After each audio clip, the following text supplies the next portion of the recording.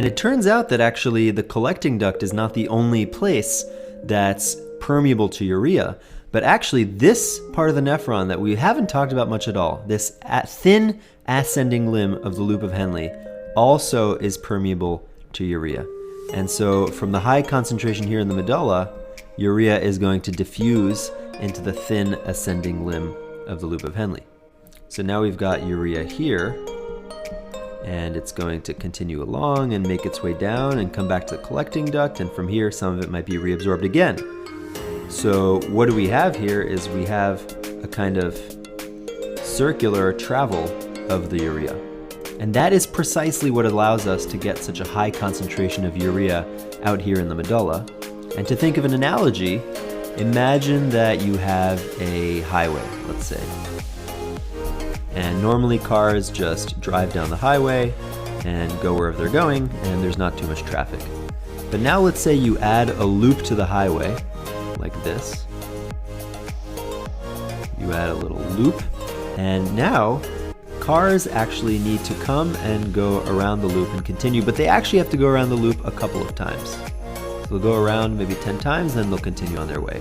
If you did this, you would get a tremendous amount of traffic right here, because you're making cars go around multiple times, and so it's as though there's a lot more cars here. Well, that's exactly what's happening with urea. Because of this circular travel here, it's able to build up its concentration very much in this area here.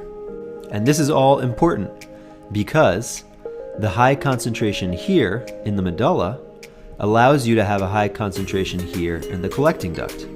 Because if you had a low concentration in the medulla, then everything from the collecting duct would diffuse out.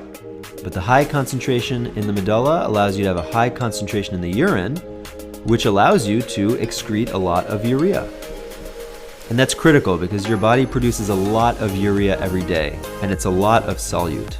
And if you couldn't get such a high concentration of urea in the urine, then the only way to excrete enough urea per day would be to excrete a much larger volume of urine. And that means you would lose a lot more water.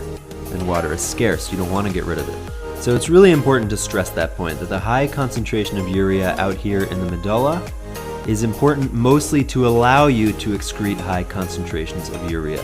It's not as important for dragging water out of the urine in order to concentrate the urine. How would you know that it's not as important?